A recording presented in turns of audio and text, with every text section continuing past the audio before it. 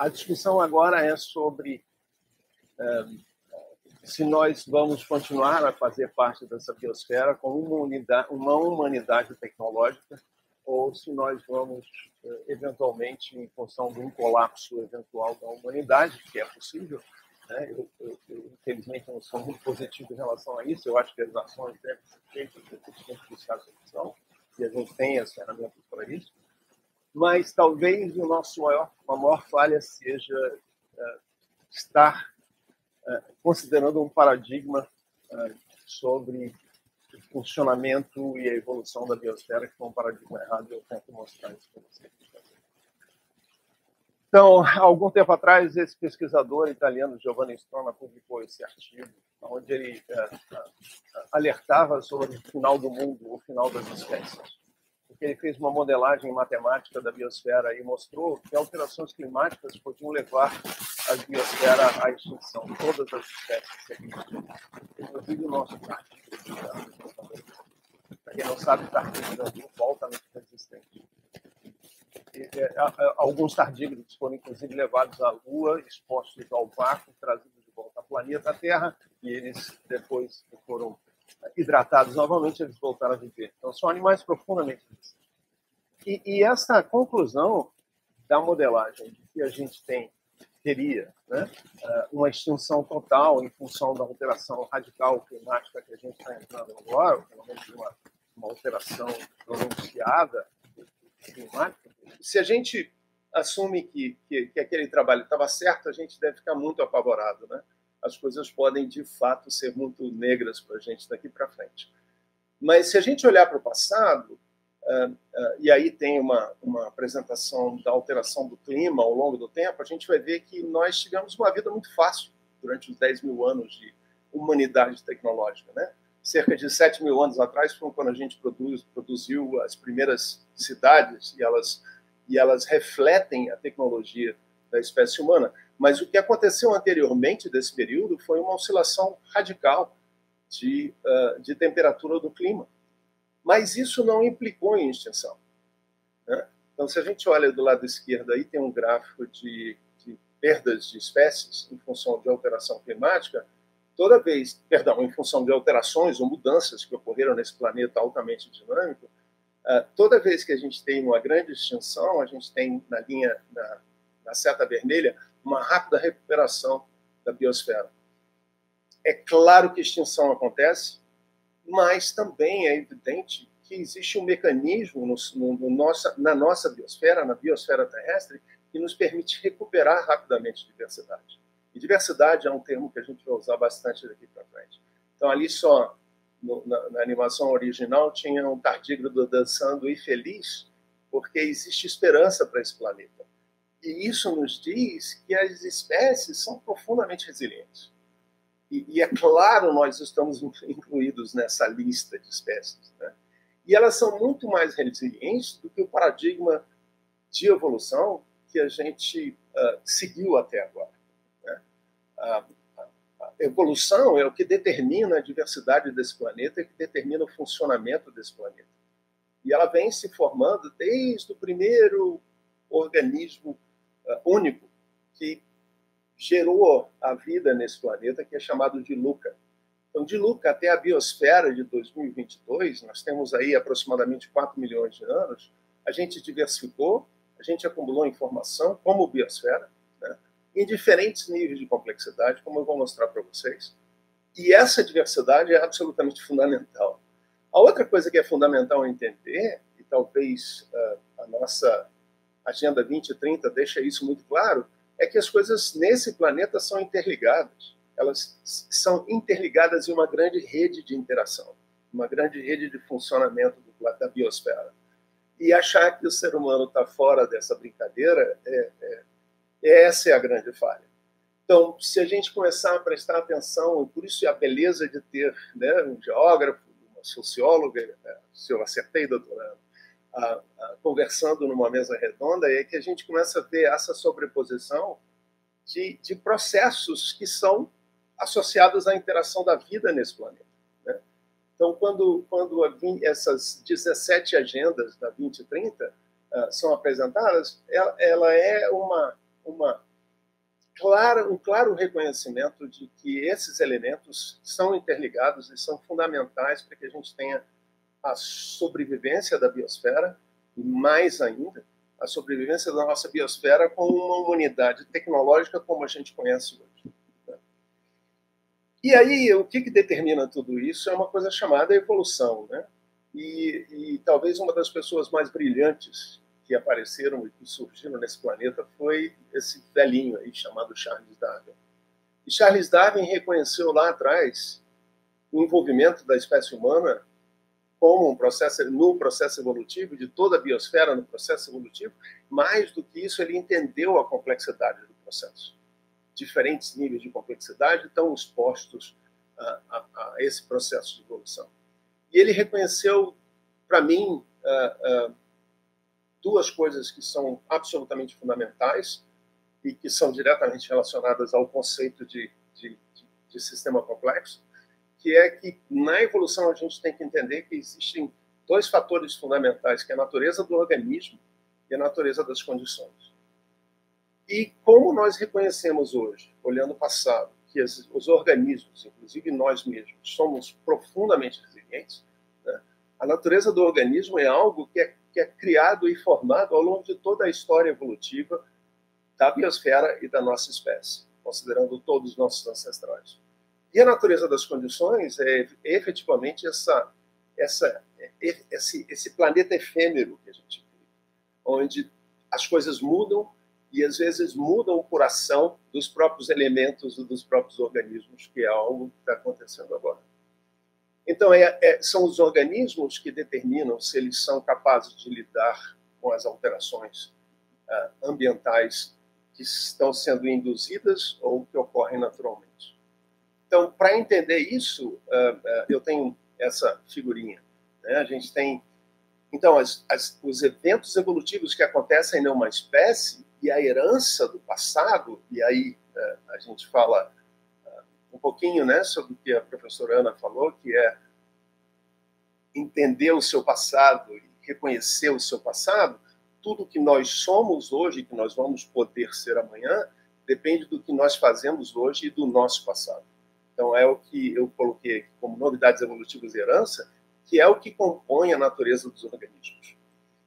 E a natureza dos organismos é o que determina a nossa capacidade de lidar com as alterações impostas pelo meio ou impostas por nós mesmos, se nós causamos alterações nesse meio.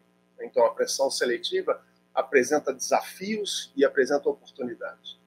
Oportunidades quando a espécie especia, quando a gente aumenta a diversificação, e desafios quando a gente põe em risco a manutenção de linhagens evolutivas nesse planeta, incluindo nós mesmos.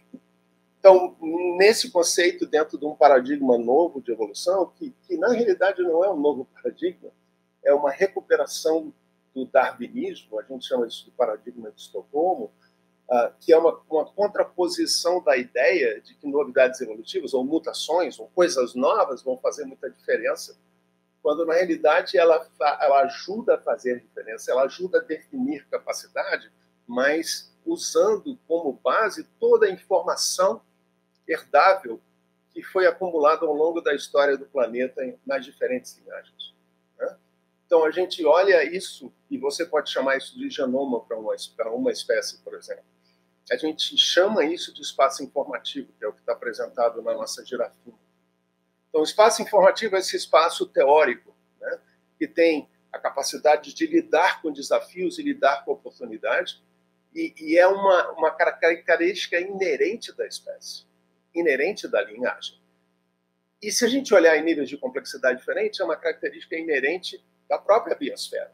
Porque a própria biosfera nada mais é do que um conjunto de elementos, como no nosso caso, que interagem em uma rede de interação e produz algo que a gente chama de propriedade emergente, que é a capacidade de ser resiliente, de lidar com desafios e mudanças, né, com oportunidades. Esse espaço informativo, né, que é algo que é contido dentro das espécies, genético, comportamental, estrutural, físico, né, de integração entre elementos de uma população, por exemplo, é o que determina o que a gente chama de espaço adaptativo. E o espaço adaptativo é aquilo que a gente pode fazer nessa biosfera, ou nesse planeta, não na biosfera, mas nesse planeta. São as interações que a gente pode criar, é a nossa capacidade de sobreviver em regiões com características completamente diferentes e assim por diante. Então, é como se nesse gráfico a gente tivesse dois elementos ambientais sendo medidos, e em amarelo seria toda a minha capacidade de lidar com variações nesses elementos. Mas o que está em vermelho é o que eu estou fazendo nesse determinado momento. Então, no passado, no paradigma do neodarwinismo, na ideia de que evolução é sobrevivência do mais forte, a gente acreditava que tudo aquilo que não é útil num determinado momento é eliminado completamente da população, e não é verdade, né? Hoje a gente sabe que isso não é verdade. Especialmente se você lida com uma coisa como comportamento animal ou comportamento do próprio ser humano, ou ciência e tecnologia, né? Então, isso vai depender, então, da capacidade de herança ou de herdabilidade daqueles elementos que compõem o espaço informativo. E esse espaço adaptativo, que vem da capacidade desse espaço adaptativo, desse espaço informativo, vai determinar se a nossa girafinha pode deixar de comer folhas no alto da árvore para comer folha na grama, né? Então, você viu que o vermelho mudou, e o que eu estou tentando indicar aqui é que ela não precisou de novidade evolutiva, não precisou de mutação, não precisou de mágica para se acomodar a uma mudança ambiental. E é isso que a gente está enxergando agora. Então, existe uma mudança sutil, mas fundamental, na forma pela qual a gente entende a biosfera. A biosfera é flexível, ela é resiliente, ela pode lidar com mudanças dentro de limites. E a gente sabe que os limites são claramente definidos pela história de número de espécies que foram extintas no passado. Então, se a gente desenhar um espaço informativo aí, a gente pode ter uma ideia de como é que esse espaço informativo, seja ele dos diferentes níveis de complexidade do indivíduo, da população, da comunidade, da biosfera, dos ecossistemas e da biosfera em si, como é que ele evolui ao longo do tempo, né? Que é o que vai determinar a nossa capacidade de lidar com mudanças. Então, tem vários, aqui são alguns fatores associados ao indivíduo em si, né? Mas, para que seja um espaço informativo com significado evolutivo, ele tem que necessariamente ser dado, né? E isso nos remete, por exemplo, na espécie humana, à nossa capacidade de educar, ensinar e guardar informação em textos e agora no software ou na memória do computador e assim por diante. E isso é só um exemplo de como nós temos pensado errado sobre conservação. O urso polar sofrendo pressão de perda de hábitat em função de alteração climática, muitas pessoas ficaram muito assustadas que eles iam começar a entrar em extinção praticamente imediatamente no momento que acabou a capa de gelo onde eles caçavam foco, que era o alimento tradicional deles.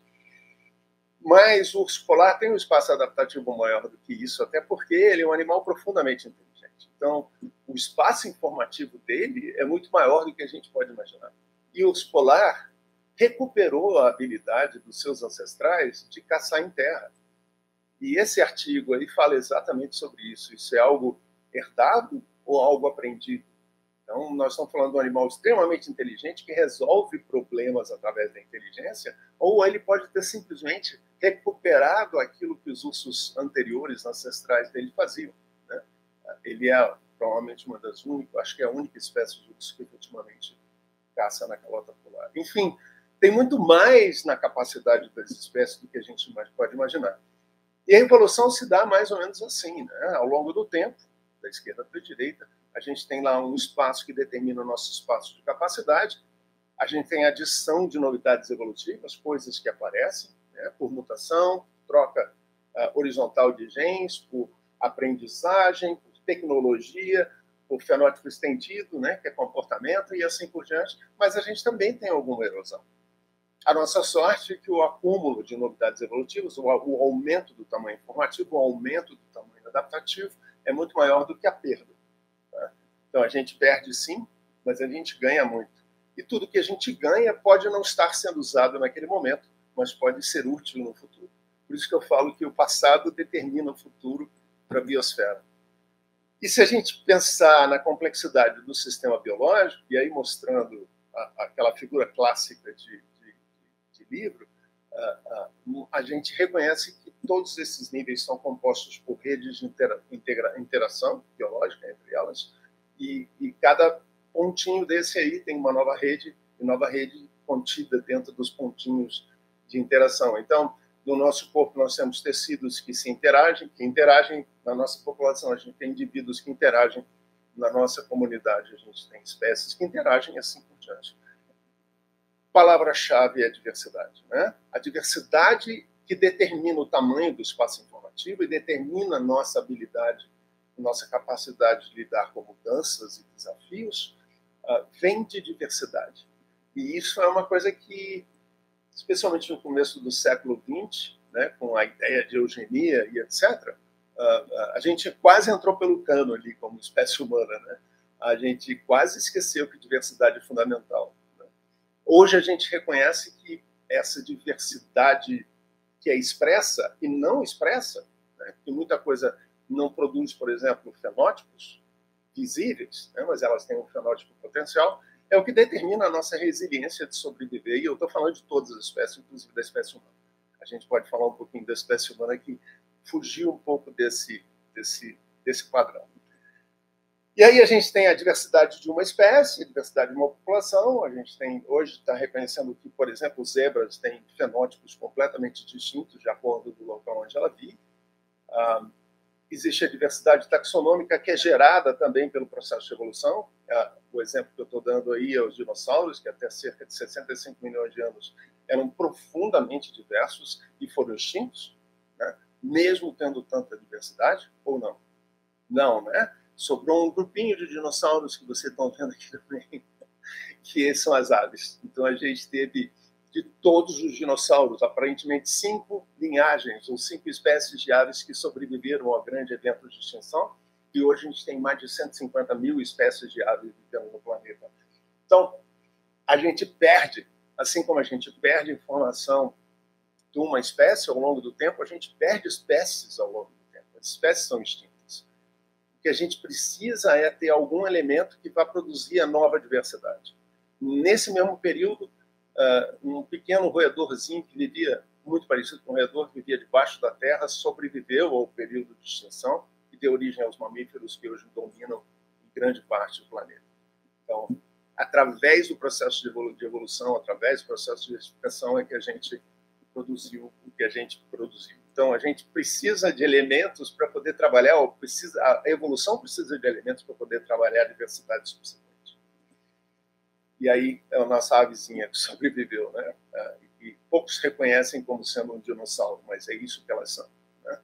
Então, a diversidade na comunidade, quanto mais diversa a comunidade, mais resiliente ela a mudanças. Porque alguns desses indivíduos podem entrar em extinção, mas outros não entrarão porque eles têm capacidade de lidar com mudanças climáticas. E são esses que resistem que vão produzir a nova biosfera. E assim para a biosfera como um todo. Né? Nossos danos têm sido induzidos pela espécie humana têm sido muito, muito grandes, né? E a gente está prejudicando algo que é fundamental para a manutenção da vida nesse planeta, né? Manutenção da diversidade, da riqueza biológica desse planeta, da nossa diversidade como espécie humana, que afeta diretamente a diversidade e pode prejudicar processos subsequentes. Então, se a gente olhar o que a gente está fazendo com a diversidade, é extremamente assustador, e eu não sabia desses dados. Então, se vocês olharem esse gráfico, só cerca de 40% da biomassa no planeta são de animais selvagens. Nós conseguimos não necessário eliminar tudo, mas a gente ocupou espaços, né? Porque humanos hoje representam, em termos de biomassa, 34% da biomassa de mamíferos no planeta. E o restante, gente, é composto por animais que a gente usa para alimentação. Então, para manter esses 34% de humanos, a gente tem um percentual de 62% de mamíferos de uso na alimentação. E isso é só mamífero. E nós fizemos basicamente coisas muito parecidas com plantas e com outros grupos de animais também. Então a gente está causando dano à nossa diversidade, porque diversidade inclui também demografia. Então aqueles 4% que representa a biodiversidade de organismos selvagens, hoje tem populações muito reduzidas. e isso torna essas populações passíveis de extinção.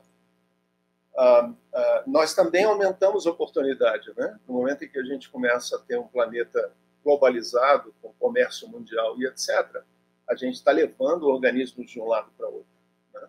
Então, a gente está causando não só oportunidade para que essas espécies se diferenciem, mas também está causando desafios com a introdução de espécies que originalmente não estavam num determinado ecossistema e agora são introduzidos no ecossistema através da ação humana. Então, o humano vem mexendo com a dinâmica desse planeta. E a gente tem que entender as consequências disso.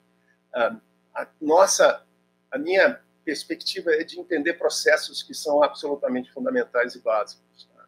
Então, que são aplicáveis tanto para a espécie humana quanto para organismos, micro-organismos ou outros organismos superiores, entre aspas, né, ou multicelulares e assim por diante. E nós passamos por uma pandemia, ou estamos ainda passando no finalzinho, se tudo der certo, por uma pandemia que é o resultado de tudo isso. Né? A gente criou oportunidade para que espécies se encontrem. E isso vai acontecer com a alteração climática. As espécies, no momento que o clima muda, as espécies podem ser mais limitadas em distribuição ou ampliar sua distribuição. Se elas ampliam a sua distribuição ou mudam de lugar, elas encontram outras espécies de outras comunidades. E quando isso acontece, nós temos os nossos simbiontes que são capazes de usar recursos diferentes.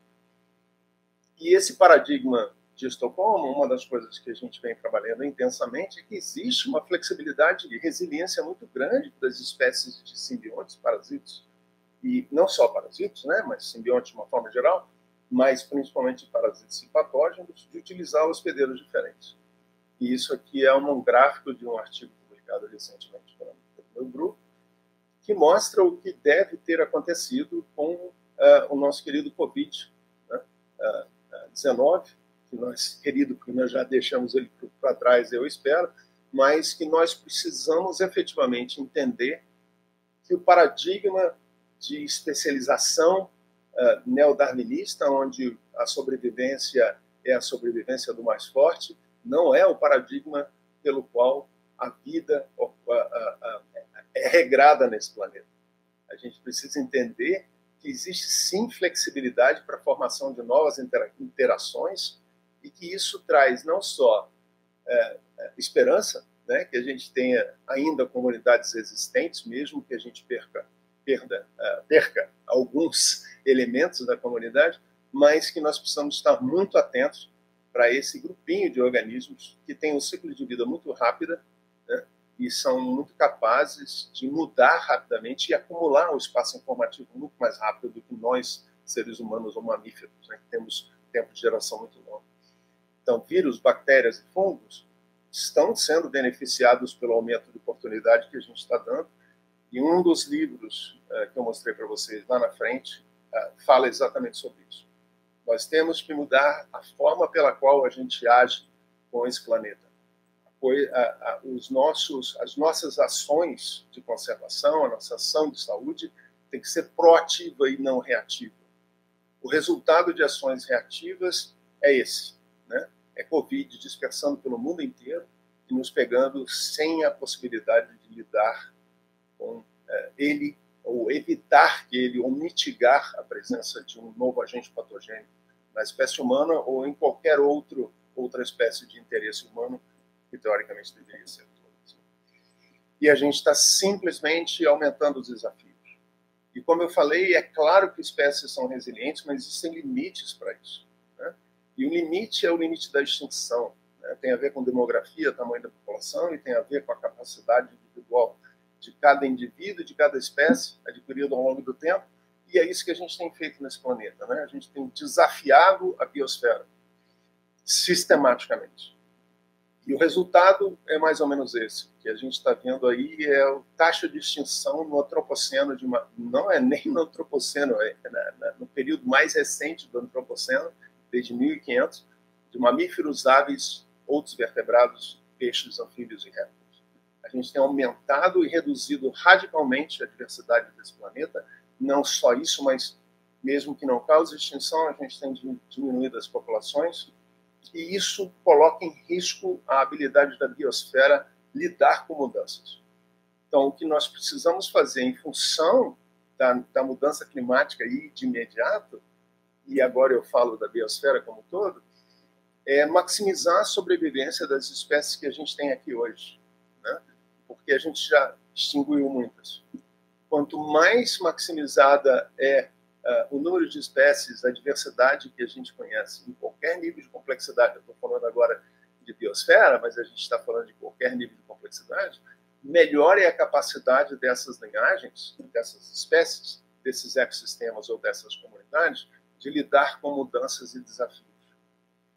E a gente também precisa maximizar a população. Não adianta manter uma população de 50 de uma determinada espécie muito rara num ambiente confinado onde ela não pode se mover, né? Onde ela não pode dispersar. Dispersão é uma capacidade, é uma propriedade inerente da vida nesse planeta. Todas as espécies dispersam. Isso tem a ver também com aumentar a chance de sobreviver a mudanças ambientais de uma forma geral.